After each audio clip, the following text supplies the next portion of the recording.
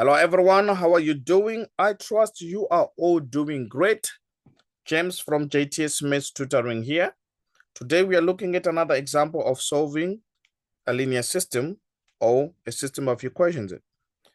Let's get going. The curve y is equal to ax squared plus bx plus c passes through the points x1, y1, x2, y2, and x3, y3. Show that the coefficients a, b, and c are a solution, or rather form a solution of a linear system with the following augmented matrix. So since the curve is actually passing through these points, it implies that when we plug in these points into the equation, they satisfy this equation, right? Beautiful. So which is exactly what you see me doing right here. So I've formed a system of equations based on just plugging in these points into the equation of this curve. All right, my next thing that I'm going to do right here is rewriting this linear system in matrix equation form. If we do that, this is what we are going to get. So from what I have right here, we can safely conclude that the constants A, B, and C, they form a solution of a linear system with the following augmented matrix. Beautiful. Awesome. Let's move on to the next question. Find the values of A, B, and C for which the curve y is equal to ax squared plus bx plus c passes through the points 0, 4, 210, and 319 here. All right. All we do exactly what we did in part A. So let's get going. If we plug in this set of points, we'll come up with this equation c is equal to 4. You plug in this set of points here, you come up with 4a plus 2b plus c is equal to 10.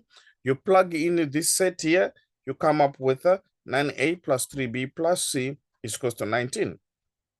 So you can now solve these equations using any method you are very much comfortable with. But I decided to use the Gauss-Jordan elimination. So what I did is that I converted that set of equations there into an augmented matrix. So this is what we have. So now we are going to perform our operations. Take note of this.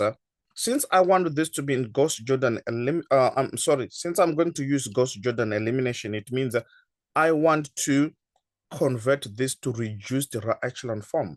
So I want a pivot right here. I want a 1 where this 0 is. All right. So what I did, the first thing was to swap row 1 and row 3. The next thing, I'm not going to divide this by 9 straight away, though I can actually do that. But avoid introducing fractions at a very early stage when you're doing your row operations.